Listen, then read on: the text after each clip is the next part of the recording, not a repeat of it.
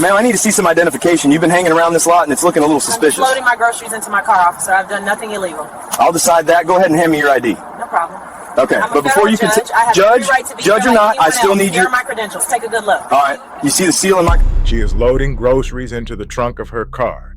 No robe, no gavel, no security detail. Just a black woman in her early 50s, standing beneath the buzzing fluorescent lights of a Walmart parking lot.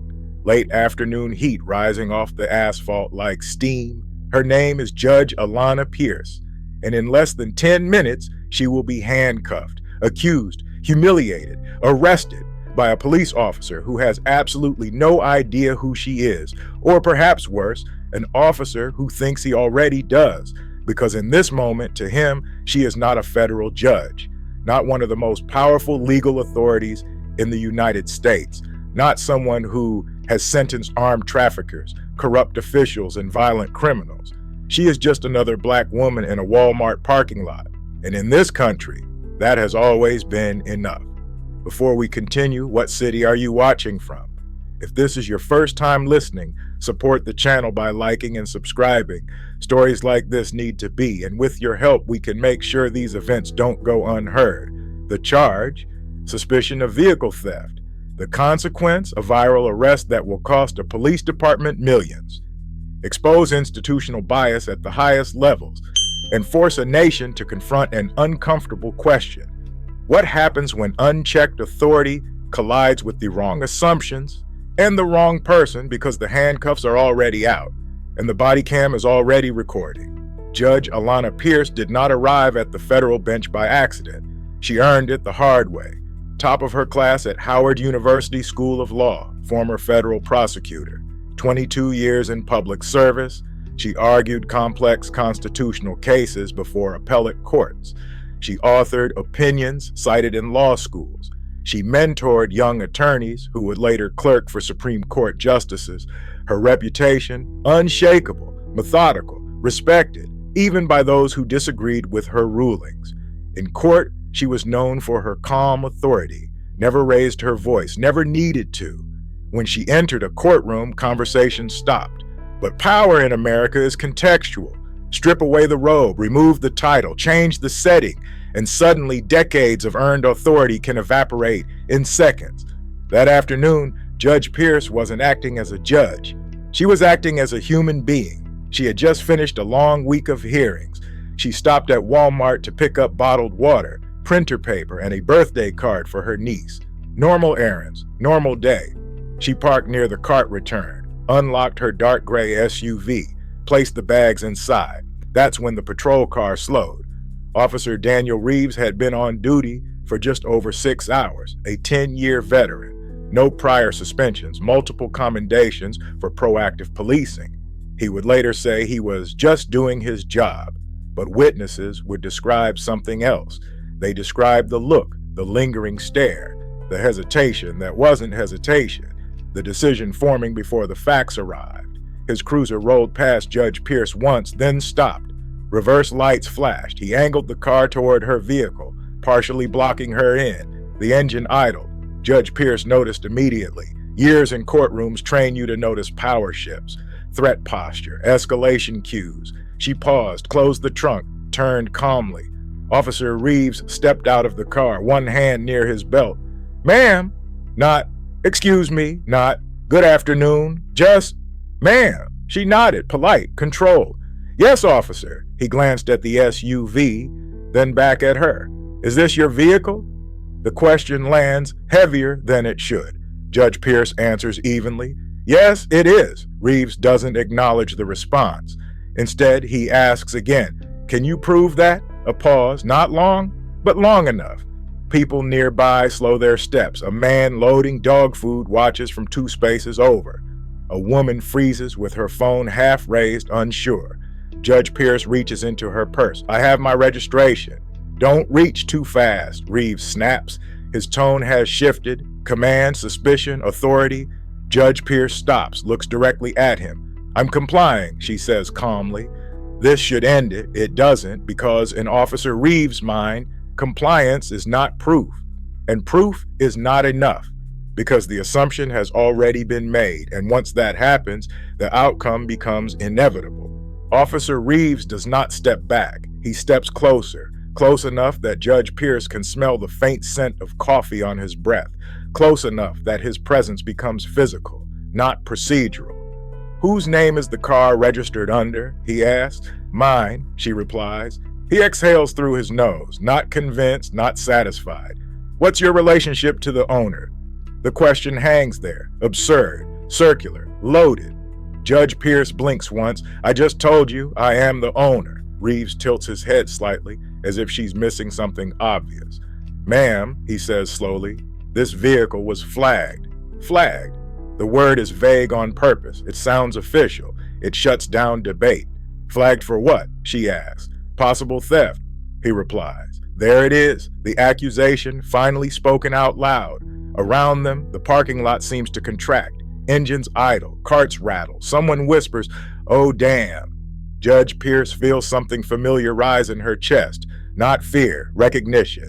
She has seen this dynamic play out hundreds of times from the bench. She knows what comes next when authority decides it is right before evidence enters the room. Still, she remains calm. "That's incorrect," she says. "This is my vehicle. I have the paperwork. I'm happy to provide it." Reeves raises a hand.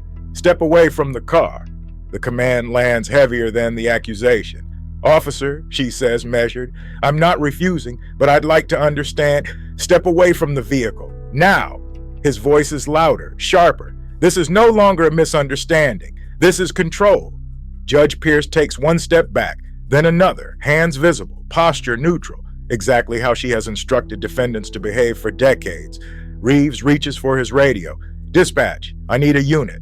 Possible stolen vehicle. Uncooperative subject." Uncooperative. The word is false, but it's powerful. And once it enters the record, it justifies everything that follows. A second cruiser arrives within minutes, then a third. Lights flash red and blue across the windshield of Judge Pierce's SUV, reflecting off the Walmart sign like a warning beacon. People are openly filming now. Phones up, windows down. Someone muttered, "She ain't doing nothing." Judge Pierce stands still, centered. Reeves circles her slowly like he's assessing risk. "Ma'am, turn around," he says. "For what reason?" she asks. "You're being detained." "On what grounds?" Reeves doesn't answer. He doesn't have to. Because detention doesn't require guilt, just suspicion, and suspicion in this moment is doing all the work. "I need you to place your hands behind your back," he says. Judge Pierce hesitates, not out of defiance, out of disbelief. "I am not resisting," she says, "but I want to be very clear. This is unnecessary." Reeves takes the hesitation as confirmation. He grabs her wrist, harder than required. The sound of metal clicks through the air. Handcuffs, cold, tight, public. A woman gasps. Someone yells, "That's crazy!" Judge Pierce closes her eyes for half a second, then opens them. "Officer," she says quietly, "you are making a serious mistake." Reeves smirks. Everyone says that. The irony is staggering, because she is not threatening him. She is warning him. As Reeves begins to guide her toward the cruiser, Judge Pierce speaks again. "I need you to listen very carefully." Her voice does not shake. "I am a United States federal judge." The sentence cuts through the noise. Reeves freezes, just for a beat. Then he laughs, a short, dismissive sound. "Yeah," he says, "and I'm the president." A few people nearby react immediately. "No way," someone whispers, another voice. "He messed up." Judge Pierce turns her head slightly, as much as the cuffs allow. "My name is Alana Pierce," she continues. "I sit on the federal bench for the Eastern District. My credentials are in my bag." Reeves's jaw tightens. This is not how these moments are supposed to go. In his world, authority flows one direction, down, not back at him. He doesn't remove the cuffs. Instead, he doubles down. "Ma'am, you can explain all that at the station." That sentence seals his fate, because now this is no longer ignorance, it's refusal. What Officer Reeves does not realize, what he cannot see, is that a man standing 2 rows away has been recording for nearly 8 minutes. Steady hands, clear audio, the entire escalation, the accusation, the cuffs, and the moment Judge Pierce identifies herself, The body cam is rolling too, mounted squarely on Reeves's chest, capturing his laughter, his dismissal, his tone. Another officer approaches, quieter, older. He leans in. "Daniel," he murmurs. She might be legit." Reeves snaps back. "Stay out of it." Judge Pierce is placed in the back of the cruiser. The door closes. The sound is final, metal on metal. From inside the car, she watches the parking lot distort through the tinted glass. A place she's visited hundreds of times, now a crime scene, now a spectacle. She exhales slowly because she knows something Reeves doesn't. The system he thinks protects him is the same one she has spent her career running, and once the truth is verified, there will be nowhere to hide. The cruiser door is still warm when it shuts. Judge Alana Pierce sits upright in the back seat, hands cuffed behind her, ankles free, but dignity restrained. Through the glass, she can see Officer Reeves pacing. He is no longer confident. He is calculating, because one of the other officers has stepped away, phone pressed to his ear, voice low, posture stiff. Dispatch doesn't argue with federal titles. They verify them, fast. "Daniel," the officer says again, louder this time. Dispatch confirmed her name. Reeves stops walking. "What?" "They ran it. Alana Pierce, federal judge, Eastern District." Silence, not the dramatic kind, the deadly kind. Reeves' shoulders tense, his jaw tightens so hard it twitches. He walks back to the cruiser slowly, too slowly, opens the door. Judge Pierce looks at him. No triumph, no anger, just steady eye contact. The kind that comes from decades of watching people realize they've misjudged their position in the hierarchy. Reeves swallows. "Ma'am, there's been a misunderstanding." A misunderstanding. That's the word institutions use when harm has already occurred. Judge Pierce says nothing, because now silence is heavier than any argument. Reeves reaches for the cuffs, his hands shake. The click that releases them is louder than the click that locked them. Metal falls away, too late. "I apologize," he says quickly. Too quickly. "We had a report." "From whom?" Judge Pierce asks. Reeves hesitates. "There was concern." Concern? Not evidence, not a call, not a plate match, just concern. Judge Pierce steps out of the cruiser. The crowd has doubled. Phones everywhere. Someone whispers, "That's the judge." Another voice, "He arrested a judge." Reeves clears his throat. "We're going to let you go," he says. "Let you go." As if she had ever belonged to him, Judge Pierce straightens her blazer. "Officer," she says calmly, "do you understand that you detained and arrested a federal judge without probable cause?" Reeves nods, barely. "Yes, ma'am." "Good," she replies. "Then you understand why this conversation is over." She turns away. The cameras catch everything. The walk back to her car, the slight tremor in her hands, the controlled breath before she opens the door. A woman approaches her quietly. "I'm sorry that happened to you," she says. Judge Pierce pauses, looks at her, then says something that will later be quoted everywhere. "It happens more than you think." The first video hit social media before sunset. No edits, no commentary, just raw footage.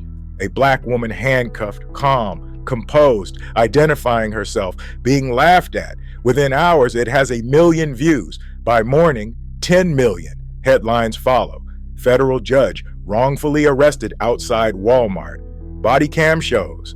Officer ignoring judicial credentials. Power, bias, and a parking lot. The department releases a statement.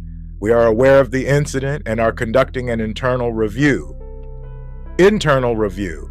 The phrase has lost all meaning because the public has already reviewed it, and they are furious. Officer Daniel Reeves is placed on administrative leave within 24 hours, then suspended, then named in a federal civil rights lawsuit. The city settles quietly. 7 figures, mandatory bias training, revised detention protocols, a new policy requiring supervisory approval before arrests based on suspicion alone. Too late for Judge Pierce. Her name trends worldwide. Strangers debate her worthiness to be believed. Despite video evidence, despite her title, despite everything, Reeves resigns before termination. His attorney issues a statement. He acted in good faith. Good faith, another institutional shield. Judge Pierce issues no statement. She doesn't need to. Her silence is louder than their excuses. This was never about a car. It was about perception, about who looks like they belong to power and who doesn't, about how authority is enforced before it is questioned. Ask yourself, if she weren't a judge, would this have ended differently? If there were no cameras, would the cuffs have come off? If she hadn't been who she was, would anyone have cared? This incident wasn't an anomaly, it was a stress test, and the system failed. Judge Alana Pierce returned to the bench 2 days later. Same courtroom, same authority, but something had shifted, because even at the highest levels of power, protection is conditional, and respect is negotiable. So here's the question that won't go away. If a federal judge can be arrested on a hunch in a Walmart parking lot, what chance does anyone else have? Drop your thoughts in the comments, share this story, and remember, justice doesn't fail quietly. It fails in public, and only if we're watching.